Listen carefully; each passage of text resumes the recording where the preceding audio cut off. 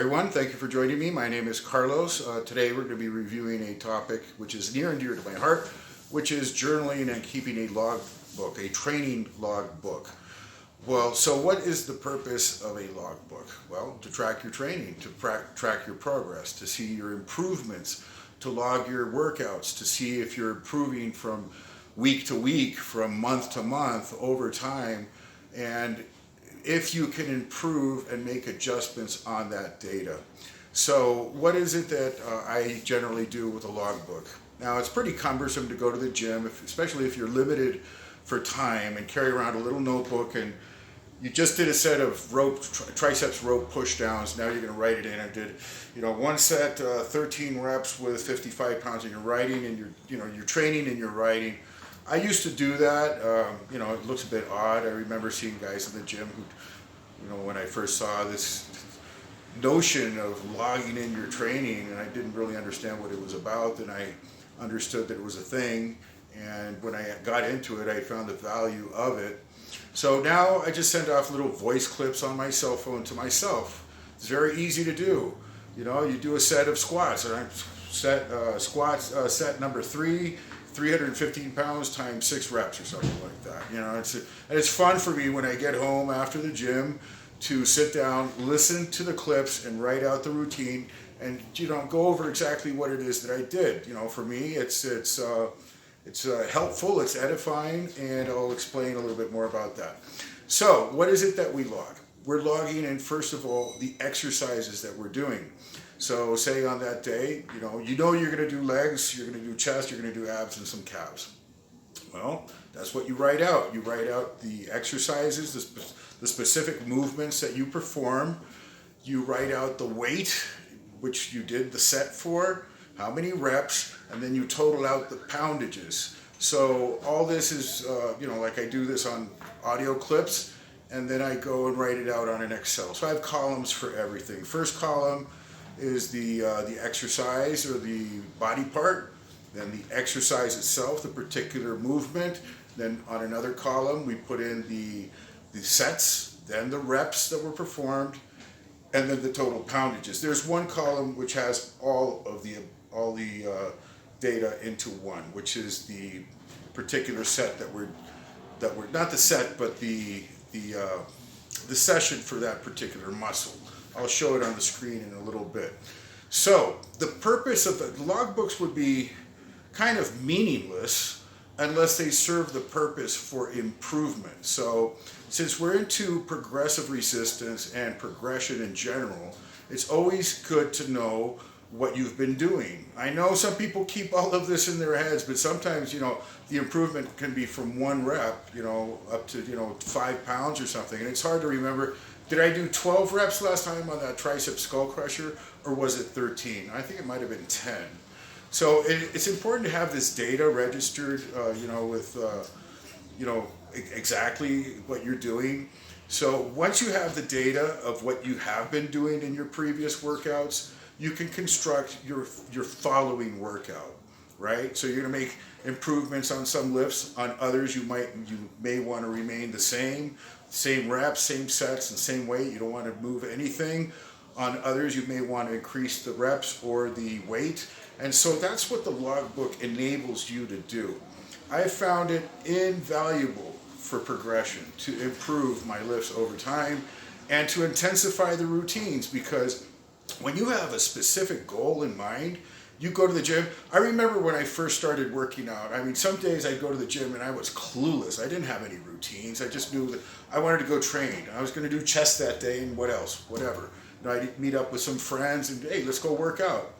And there was nothing like really structured about it. And that's fine. We made some progress, but not every, many champions, in fact, most people don't use logbooks, okay? So many of you might say, well, that's too cumbersome. I don't want to do it. It's not necessary.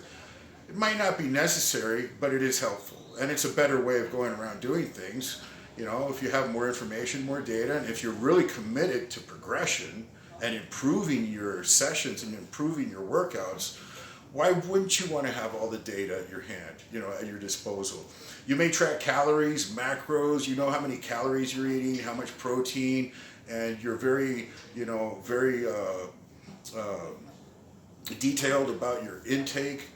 I believe you should be as detailed out with your output also. You should know exactly how much work you're performing.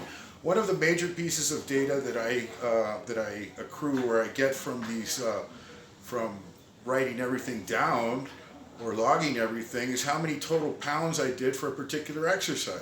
So say on my flat bench press, I did a total of 11,000 pounds for that session. If I'm doing a volume block, I want to go up, I want to improve to 12 or 15,000 pounds for the session, right? Now, there's many ways to increase and progress. Some of them are more convenient than others, or some of them are more useful than others. You can do a lot of volume and increase your poundages just by doing a lot more light reps. So if you do like sets of 30 with a lighter rep, your total poundages are going to go up.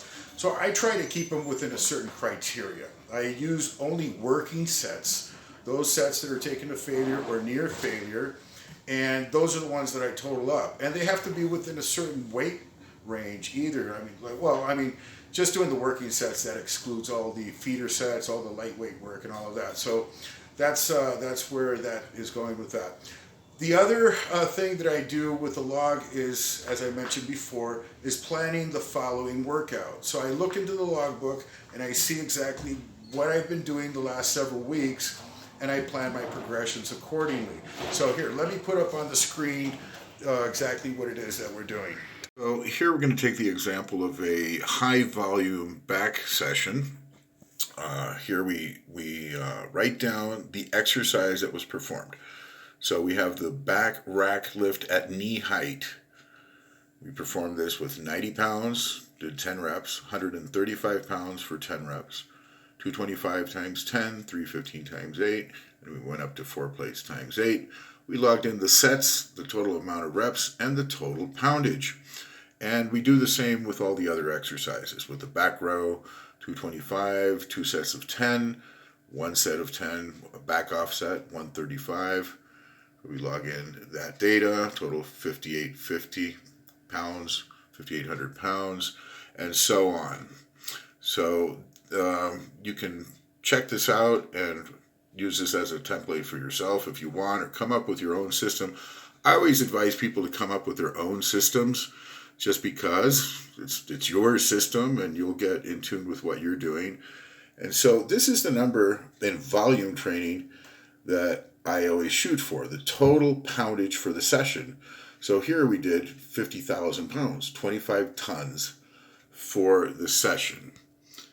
So that was our setup for the workout. Now I have a setup here, a chart for the individual body parts, which we will log after the logging of the session. So we log in legs. As each week goes by, we log in, and let's check this out. So here we have legs, lunges. So we log in the exercise performed, the weight, and the reps. And again, we put the date in and the totals of sets, reps, and weight.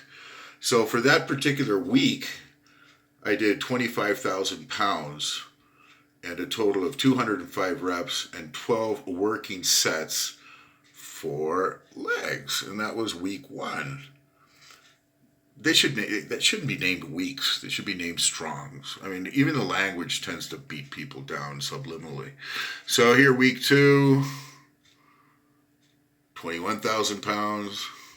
Week 3, 22,000 pounds. Week 4 dropped down to 18,000 pounds, and then week 5, I don't know what happened there, dropped it down to 6,000 pounds.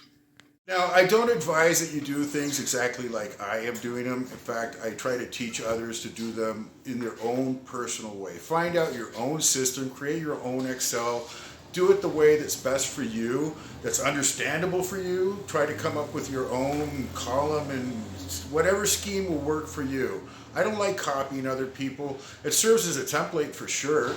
You may want to copy the Excel that I just put up there, but I'm sure that you people are smarter than me and you can find out a better way of going around doing things. So I would suggest that you just play around with it. Spend some time and find out what's the best way to log in your stuff. In any case, I believe that if you get into this, if you start making this like a priority and central to your workouts, you'll fall in love with that system and you'll find great utility in utilizing it. You'll find a lot of, you'll make more progress than if you had not been journaling and logging in your lifts. So anyways, that's all I have to say about that today. God bless everybody. Until next time.